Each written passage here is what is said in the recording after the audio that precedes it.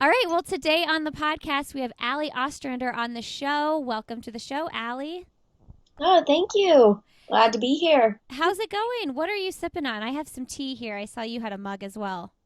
Oh, yeah, so I made a bit of a pumpkin spice latte this morning. Um, I have a new espresso machine and I'm pretty obsessed with it. It's my new love. And so I made a latte with some um almond milk and pumpkin pie spice. It's Mm. pretty tasty. Okay. I saw your post about your espresso machine, and I have been wanting one, but I feel like there's this like huge jump. It's either like the super nice or like the not so nice. And I'm like, where are the middle ground espresso machines? And I know I want to splurge, so convince us to buy what you have. Okay, so my espresso machine is like probably one of the higher end ones because it has a built-in grinder Mm. and it has the steamer wand, so you can like steam milk and stuff. The reason that I like it is because it's like all in one. You don't have to Mm-hmm. buy anything else. When you get it, you have everything you need to make like whatever drinks you want, just like basically what they have at a coffee shop. Um, and like you also get to play around with it more. So some espresso machines, it's like you just kind of like add the beans and then it does it. But this one is a bit more hands-on. So you get to adjust like the grind size and the amount of grounds, and then you tamp it yourself and like measure it and stuff. And so I like that because you can play around with it and then like alter what pressure the shots come out at and like um, how long they take depending on like if you want it more bitter or more creamy. So it's fun. Like I have an excuse to try multiple times. Yeah, I think I would get frustrated trying to learn all the things though. Do you do regular like drip coffee for your coffee in the morning, or do you get fancy for morning and afternoon? Um, I mean, since I got my espresso machine, I haven't made drip coffee, but I think part of that's like the novelty of it. Yeah. At some point, I'll probably get lazy and have drip, but it's not like it's not hard and it's pretty quick too, especially if I'm making coffee for one person. Yeah. And Yeah, I need to like be able to stumble down the stairs, chug a glass of water and immediately pour my coffee that's like pre-made. You know what I mean for the first one? yeah, yeah, I get that. Okay, so let's catch up on your life. We're talking to Allie Ostrander, like we said at the beginning, and she's a steeple chaser, but you recently took a new coaching job as the volunteer assistant at Seattle Pacific University. So maybe let's just start there. What made you decide you wanted to start coaching? I mean, I've been interested in coaching for a few years. When I was partway through college, I kind of realized that um, that was where my passion lay, and I was I was an exercise science major, so I mean that's a somewhat applicable degree to coaching. But as a professional runner, I took my first year, and I was like, I really just want to get adjusted to this new life and a new city and a new team and coach and just like not have anything else to really focus on. But then after a full year, I was like, I'm used to this now and I feel like I can take on something else without having too much on my plate. And I decided I really wanted to try and get my foot in the coaching door, get a little experience, start networking a bit. Mm. And so I reached out to the SPU coach, and it's been awesome. I mean, I've said this before, but it's just huge. Like, professional running is a pretty selfish job. Mm. I put all of my focus into bettering myself, which I love, but having the opportunity to coach and focus on helping other people reach their goals and put some of my energy into other people is really, really beneficial for my mental health, and it just makes me so happy. So I've been enjoying it a ton. The team's awesome. Chris Reed is the head distance coach, and he's been incredible, like such a great mentor. So I'm really enjoying it. That's so beautiful how you said that. I love that thought so much, and I think with any sport that you put, your mind, body, and soul into. I'm sure that most athletes have that feeling too. Like you're putting everything into yourself and bettering yourself, and Mhm. how rewarding this must be. Did you choose that program specifically because of location, or had you been following their program for a while? Yeah, so I was looking into Seattle schools because obviously I knew that I wanted to be able to coach in person. Mm-hmm. Um, and Seattle Pacific, well, honestly, a lot of it was because Chris Reed, the coach, the progress he had made with the team since he took the coaching job really impressed me. Their program had improved a lot since he took over. They'd been having All-Americans and qualifying cross-country teams to nationals. And I was like, this seems like a team with a lot of momentum and some really positive energy coming from the coaching end. And I'd like to see what that's like. Yeah, I love that you say that too, because I've heard you mention in the past, one of the reasons you went to Boise State is because you wanted to join a program that wasn't already super established, and you wanted to be a part of, not that they weren't established, but you wanted to be a part of something special as it grows, not just a program that's like, oh, we go to Oregon because, they're really good. They win all the time. So I love to hear you speak like that about the team that you're coaching now. Did you feel similar about the Brooks Beasts? A little bit. I mean, when I joined the team, I mean, Carissa Nelson and I joined about the same time. She joined a bit before me, but we were the third and fourth members of the women's team. And the year before, Allie Buhowski was the first ever, first for this, generation of the Brooks women's team. Um, and so it's a pretty new team, especially on the women's side. And I do feel that way. Like, I'm more a part of something that can grow and develop and less a part of something with a huge legacy. I mean, obviously, Brooks has had incredible female runners before, but right now it's a pretty young team. And I've definitely seen a difference, like between last year when I signed to now. Like the team dynamic has like grown and developed a lot, and it's been a really really fun fall so far, and I feel like we're building some positive momentum moving into the winter and spring. So it's pretty exciting to see that happening. That's awesome. Now, I know that you're coming off of a little bit of an injury. You marked 3 weeks of 50 plus mile weeks recently. So, what was the injury? So I had a sacral stress reaction in the fall. Um, Kind of came out of nowhere. Over the summer, I was coming back from my PRP injection, Mm-hmm. and I was trying to get um, in shape, I think a little bit too fast, Mm.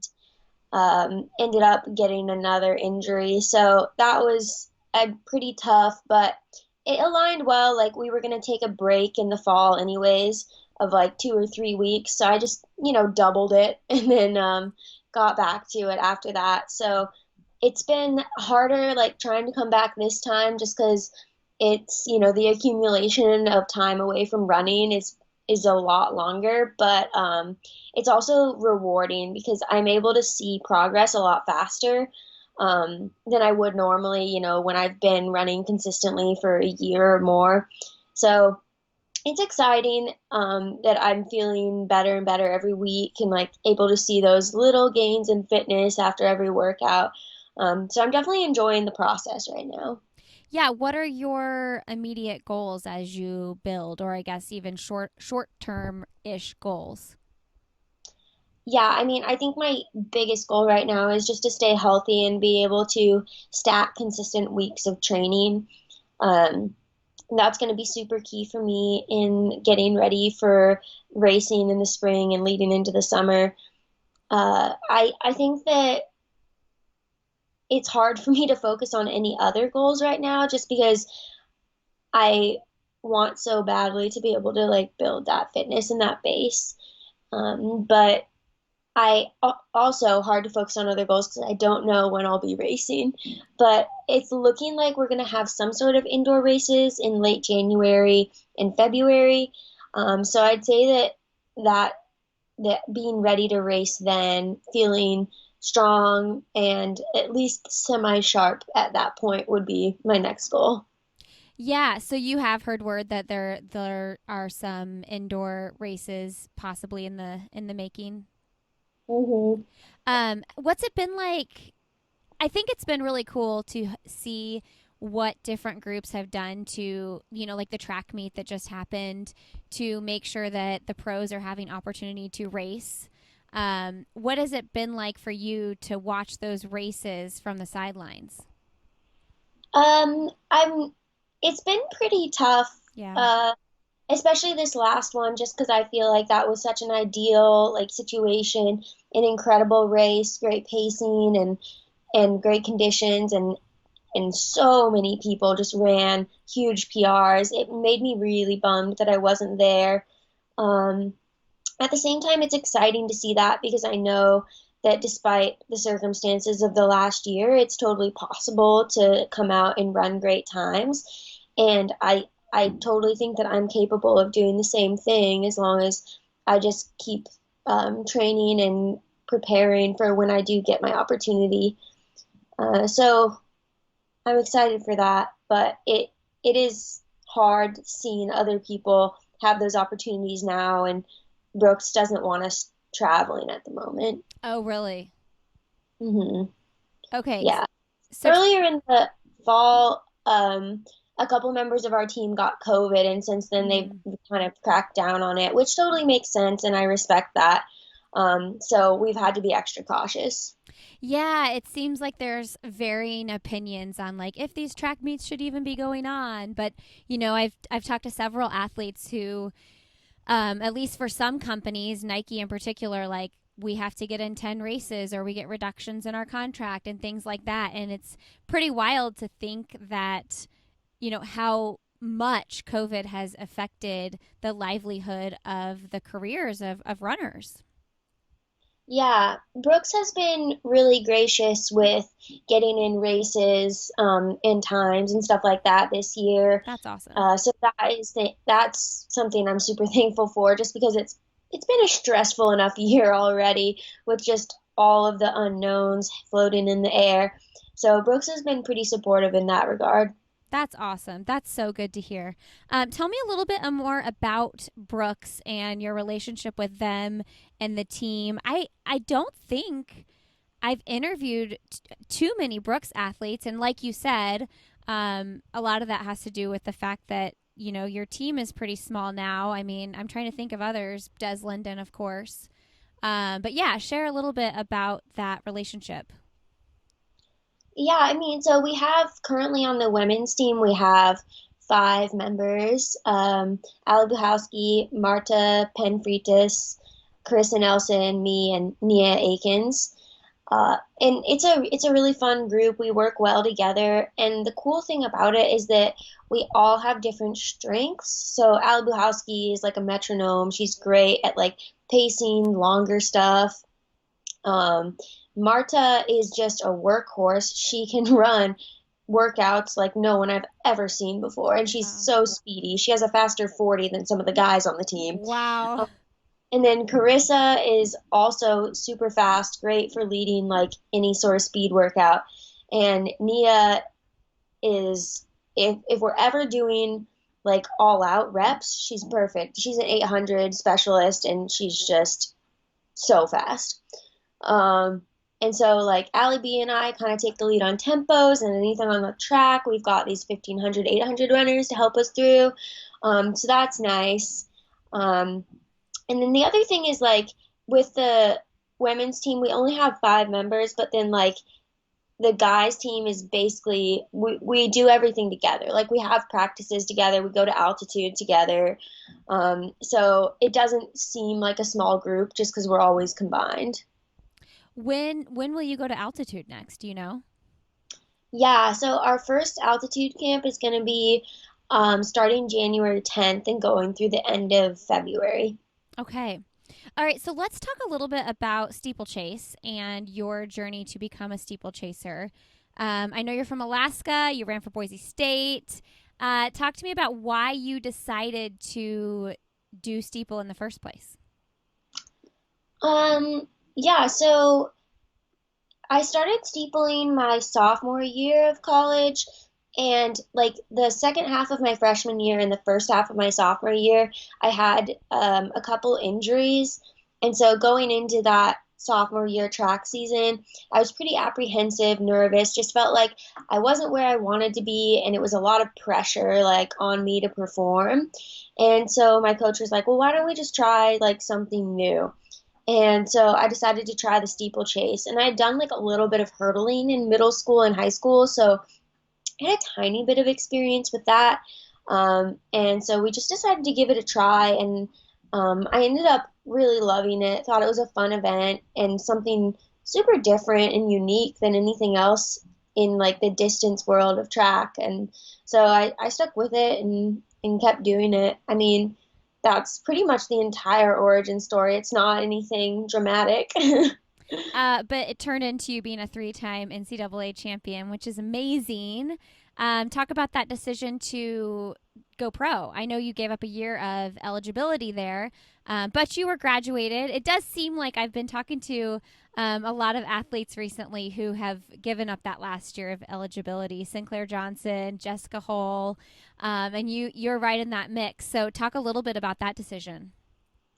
Yeah, I mean, after that nationals where I won a third title, I had graduated. I just felt like it was a good time to move on. I felt like I had done what I wanted to do in the NCAA, and I had my degree, and I was just ready for the next step. And especially going in to what would have been an Olympic year, I Mm-hmm. felt like I wanted to give myself the best shot at making an Olympic team. And I felt like I needed to kind of step up and join a professional team, race against more pros if I wanted to be able to make that jump to competing at a higher level. Yeah, that's a really good point. And what a weird year this has been. You make that decision, and then we have this crazy year. You're given an extra year to train, have worked through these injuries this fall. I'm curious what your feelings are now, versus what they were when the Olympics was first postponed. Yeah, I mean, so first off, like when I made the decision to go pro, like I described it to you like it was pretty easy, clear cut, but I was like all over the place, not sure what to do.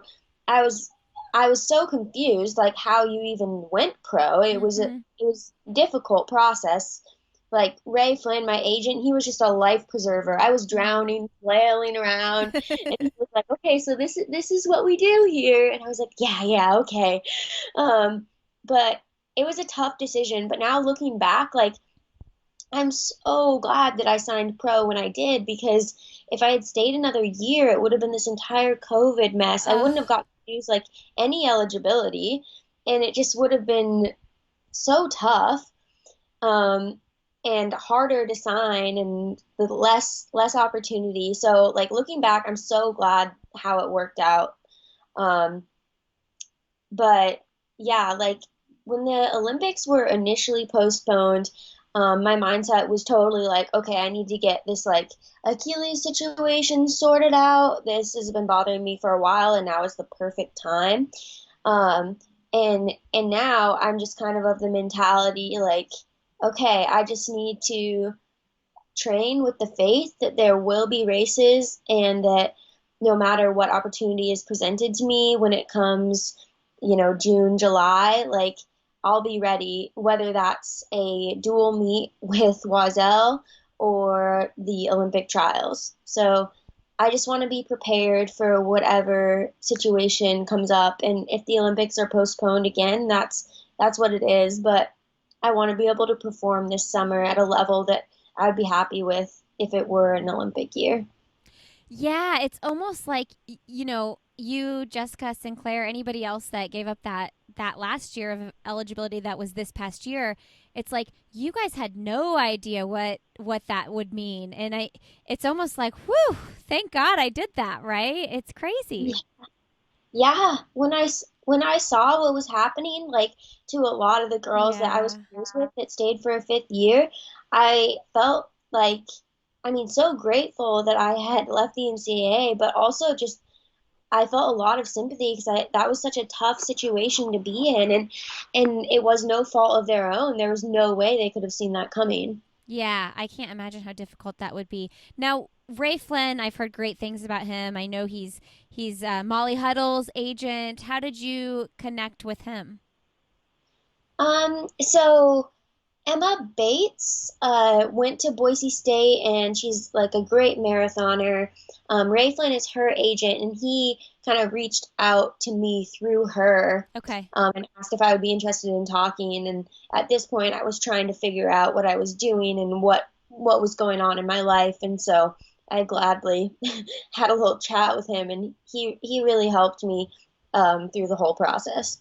You know, what a cool job to be an agent like that. I can't even say how many athletes I've heard ring those same sentiments about their agent. You know, I just talked to Rory Linkletter yesterday, and just how Howie Kafleski helped him through that process. It's like, what a cool job, but also how rewarding it is to be able to be that person connecting people like you to do what they want to do for their job.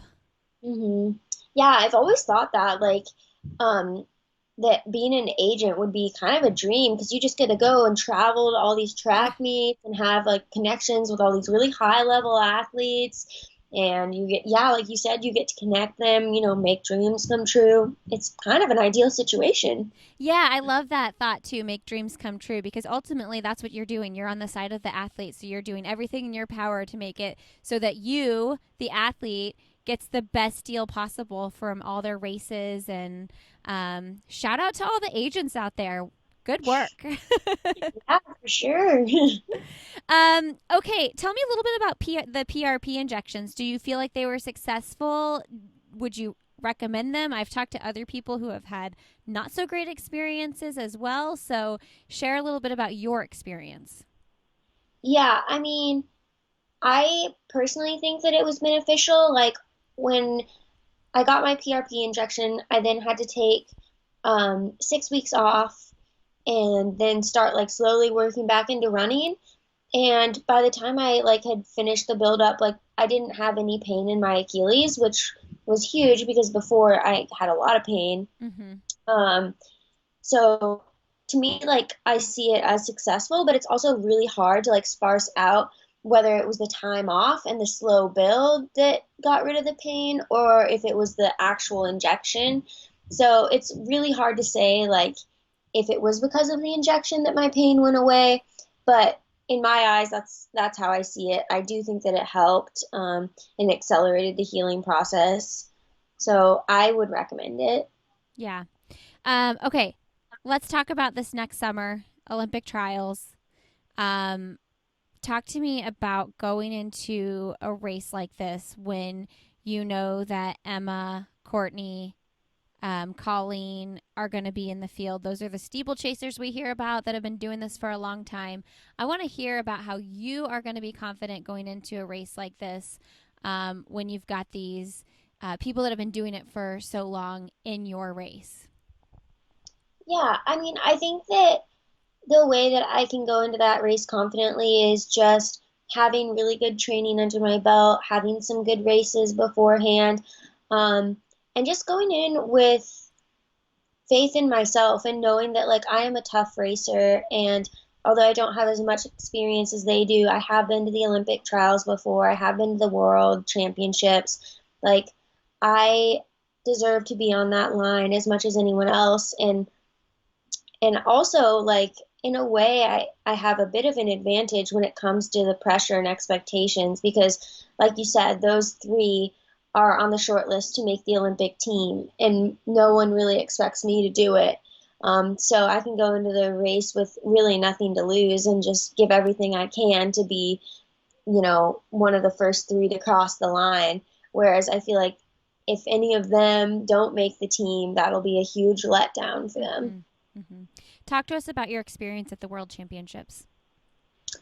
I mean, it was a really awesome experience. I wasn't satisfied with how I ran. It was like a really small PR, but I felt like I could have I could have done much better. And I was hoping to make the final.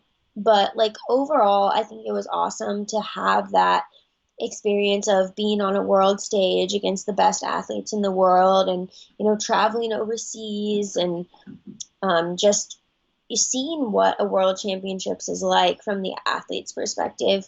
So I'm glad that I had that experience. I think it'll be valuable for me in the future. But I'm in no way like satisfied. Yeah. Good. It's a good way to be, right? When you need some fire to fuel the dream of what's next. Yeah. Um, Talk about how about like let's hear about your relationship with Danny Mackey and what you guys are doing differently now that you've been pro for a year and how you will handle preparing for the Olympic trials in this coming spring, summer. Yeah. So Danny is like a very analytic, scientific sort of coach. He has a master's in biomechanics and ex-phys, and he definitely uses those in his coaching approach, which I really enjoy. Anytime there's a workout on the schedule and I'm wondering, hey, Danny, like, what's the point of this? Like, Mm. why am I doing this? He will explain it to me, and not just like a sentence, like a 20-minute conversation. um, regardless of whether I wanted that much detail or not.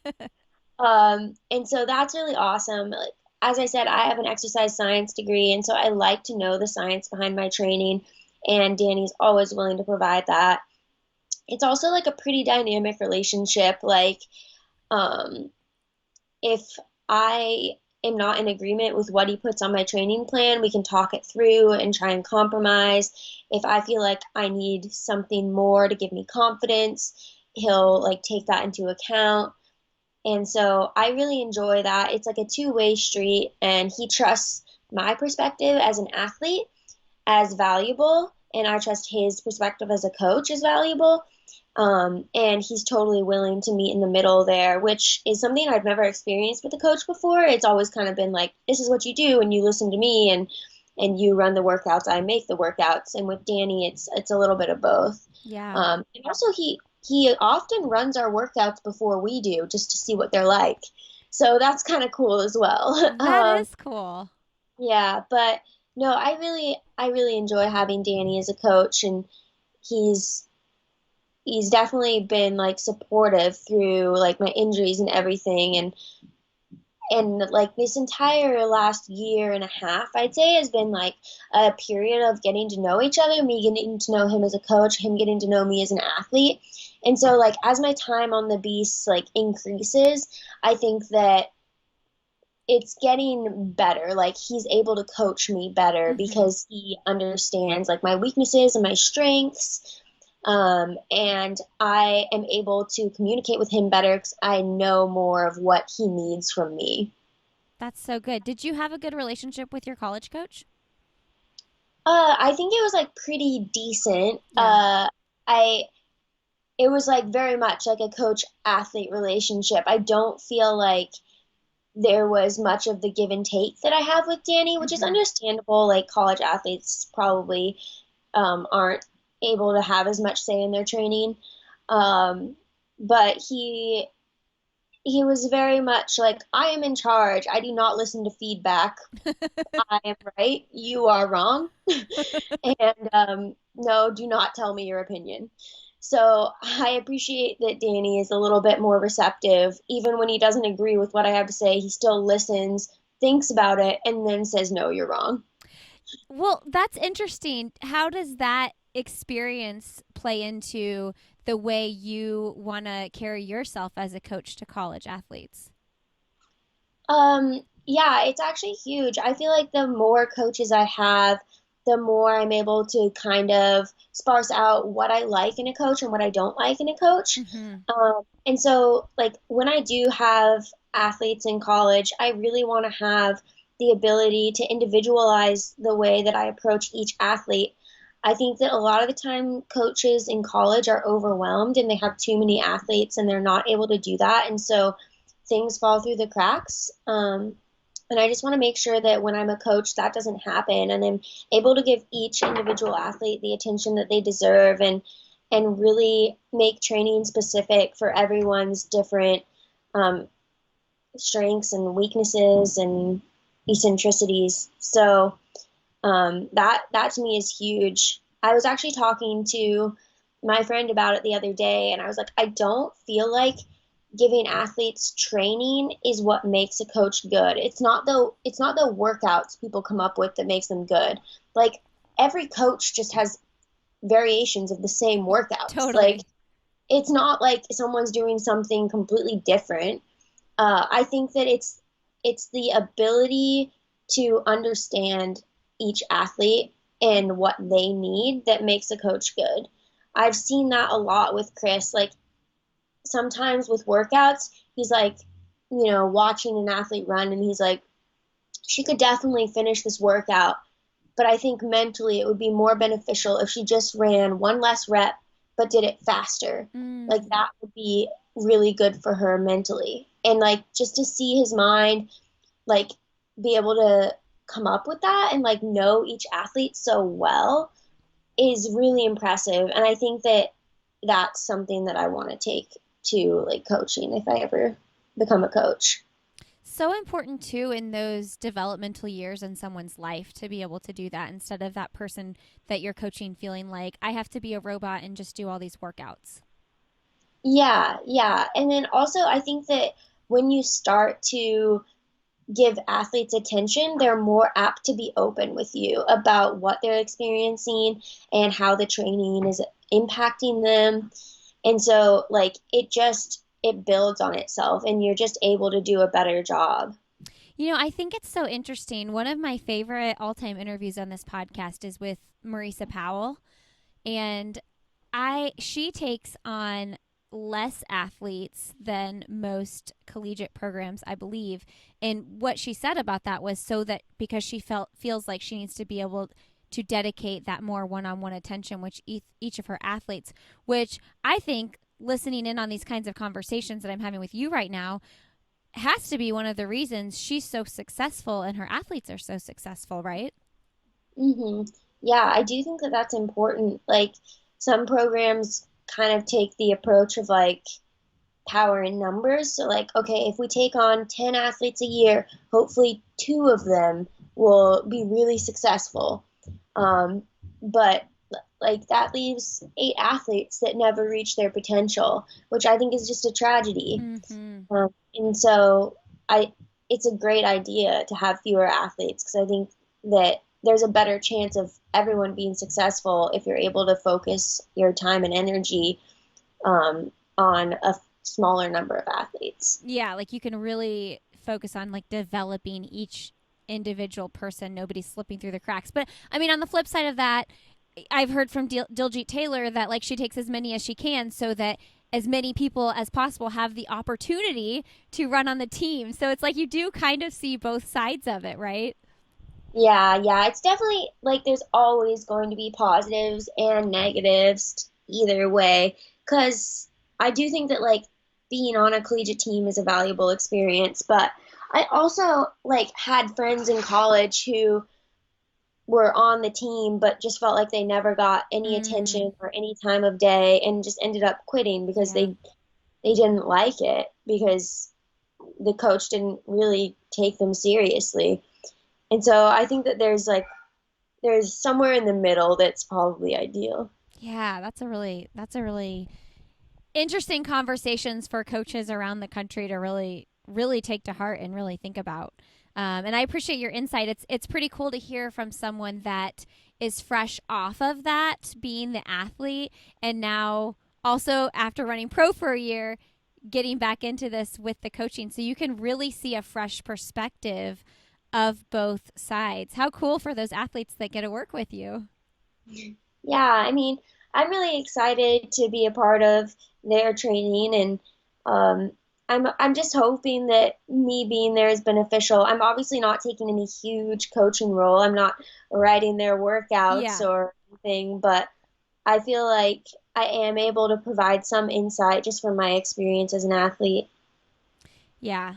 I mean, and that's the way you get started. Who knows what this process for you right now will who knows what that will where that will take you in 15 years, 20 years, when that might be your full-time gig rather than professional running once that part of your career is done. Not that we should be talking about that because that's in a very long time and you have so much ahead of you. I have to talk about Alaska for a quick second. I'm sure everybody asks you about it because it's like a unique place to be from, but I just read the book, The Great Alone. Have you read it? Yes, actually I did. I read that one last year, I think. Kristen Hanna. Uh, Yeah. Um, okay, so just tell me a little bit about growing up in Alaska. Do you get asked this all the time? What's it like? Yeah, I do get asked a lot, but honestly, like the longer it's been since I've lived there, the more I enjoy answering because I just want to Okay. reminisce because it really is an awesome place to live. Like, I love Alaska. But I do also think that it's not as different as people imagine it would be. Yeah. It's not like snowy all year or dark all year. Like it's a pretty normal place, you know. We have a Walmart, so it's not like I'm going to the fish market to get my dinner or something. But yeah, it was great growing up there. I feel like there's a lot more open space and it's a beautiful, beautiful state. Like so many mountains and hiking trails and just yeah, like I said, open space, like lots of forests and lakes and rivers and stuff. So I love it there, and I really enjoy going back every summer and getting to spend time there. But I don't really miss the winter at all. It gets pretty dark and cold, and it's not great for running at all. So yeah, I miss it, but I also don't want to live there right now. Yeah. What part of Alaska did you live in, and what brought your family there? Is it like a generational thing, like your family's always lived there? So I grew up in Kenai, Alaska, which is in South Central. Um, and my dad has lived there his whole life. So his parents lived there.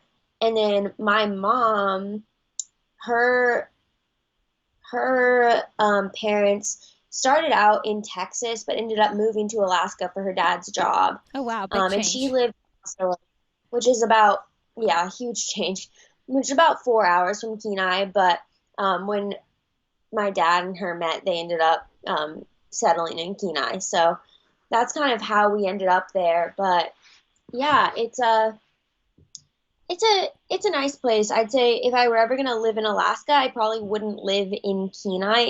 It's a bit small for me, especially after living in Boise and Seattle. I just don't think I could go back to a town of 7,000 people. But yeah, it's a nice area. Okay, I also have on my list a highly requested thing to ask you about is um Spencer, your boyfriend, and the athlete special. And I said, what is the athlete special?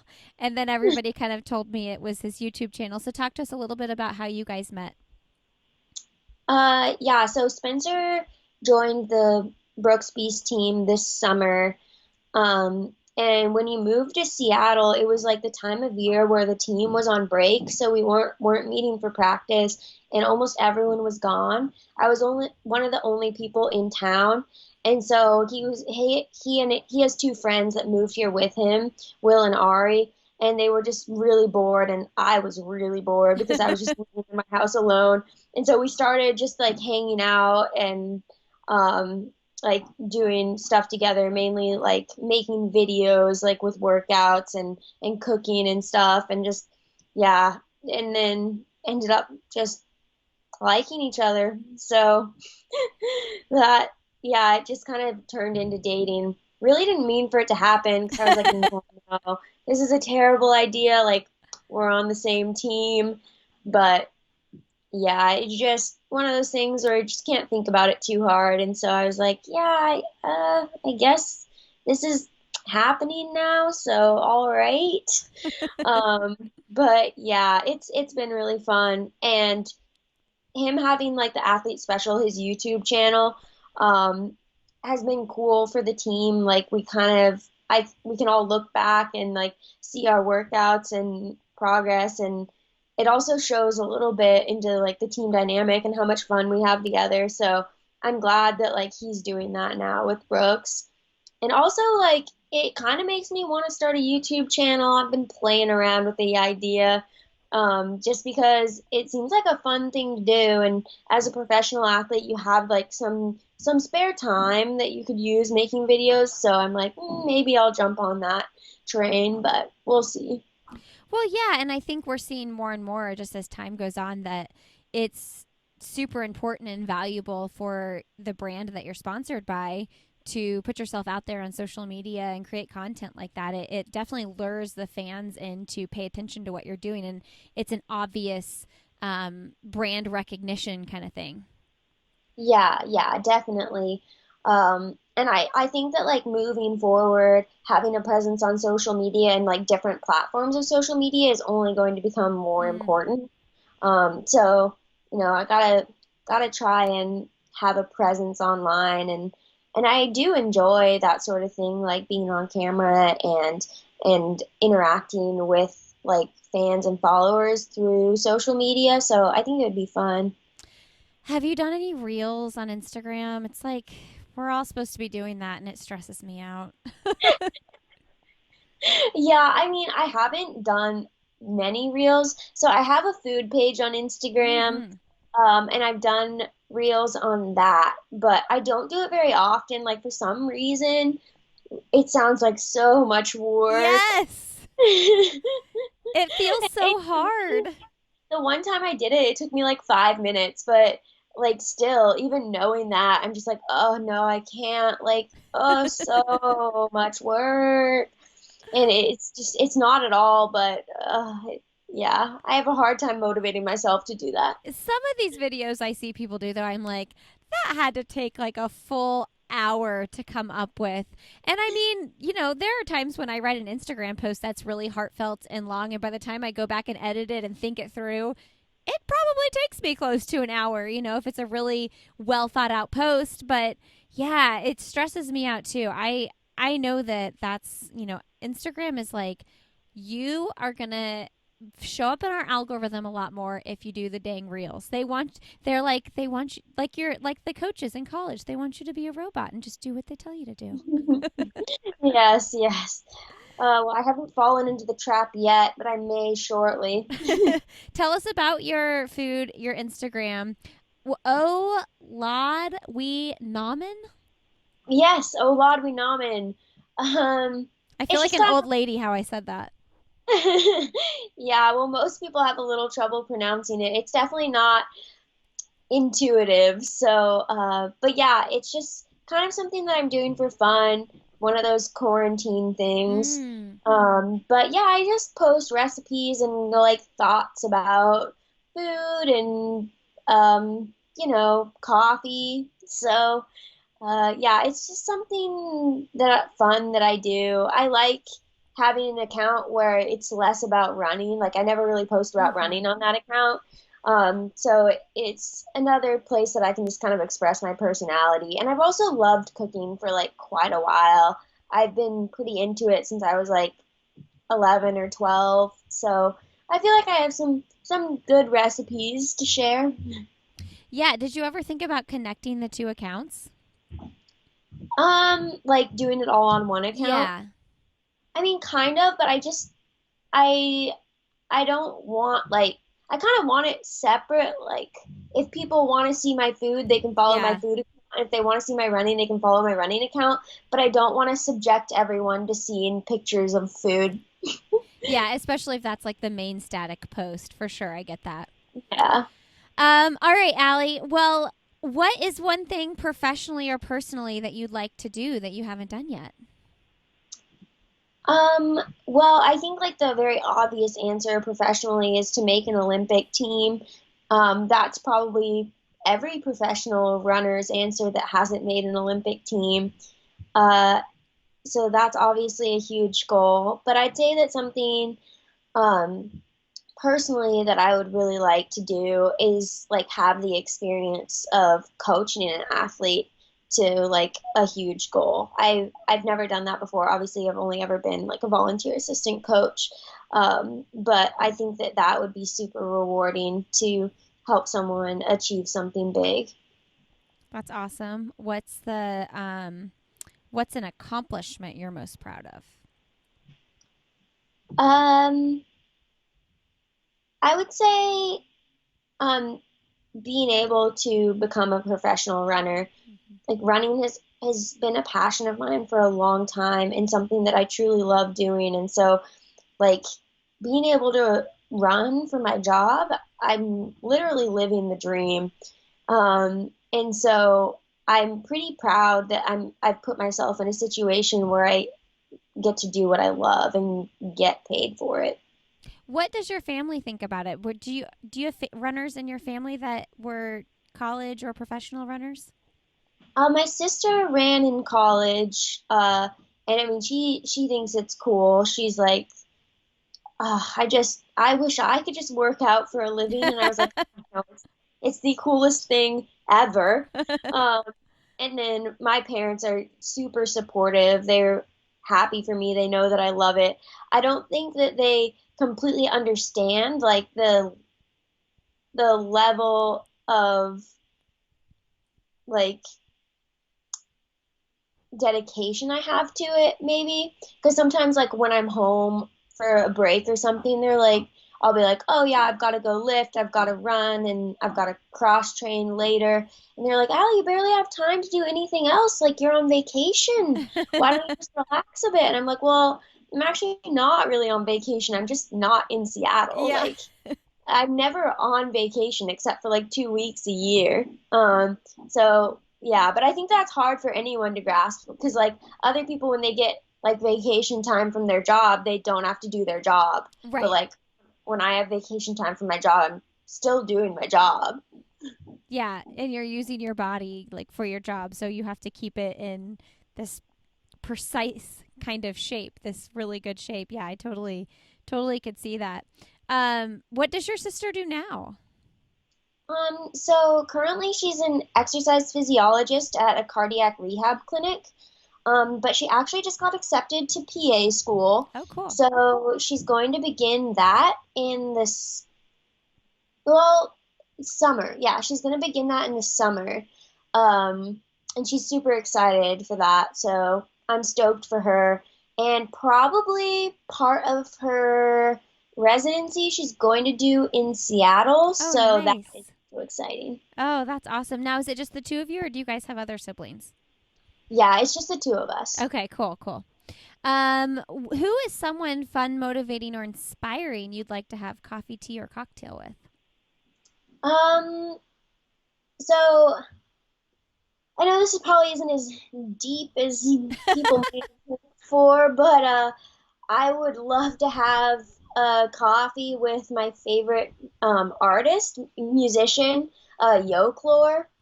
I just love his music so much, and he's also like seems to have like a pretty cool personality from what he portrays on social media.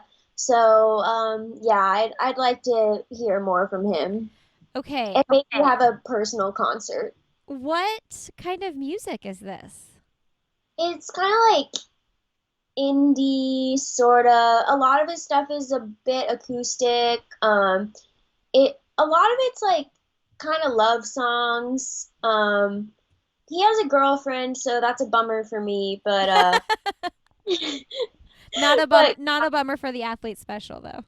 yeah, not a bummer for him. That's what gave him a chance. So yeah, but I have a hard time describing like any music. I don't know how to like sparse out genres, but yeah, I'd say indie. It's definitely like more of like emotional, like feels music. It's not Uh-huh. something I listen to when I'm working out. More of just like a I'm chilling or like driving in the car sort of music.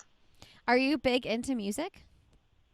I wouldn't say I'm like big into music, but I definitely love music. And I'm usually trying to find like new music and stuff. And as far as like activities that I miss in quarantine, like concerts are a Mm. huge one.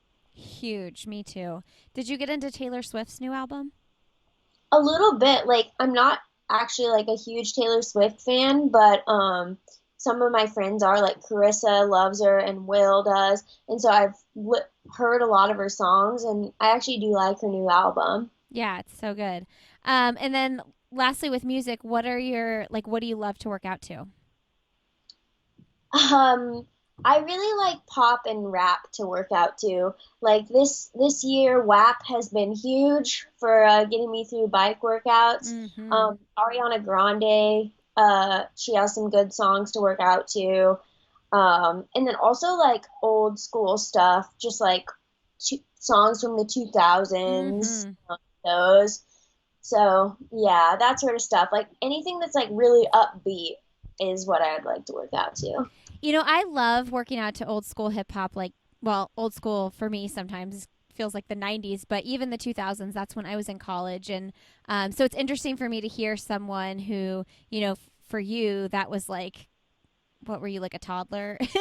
When I was in college. So that's interesting that those songs are still super relevant even to people that weren't listening to them in high school and college.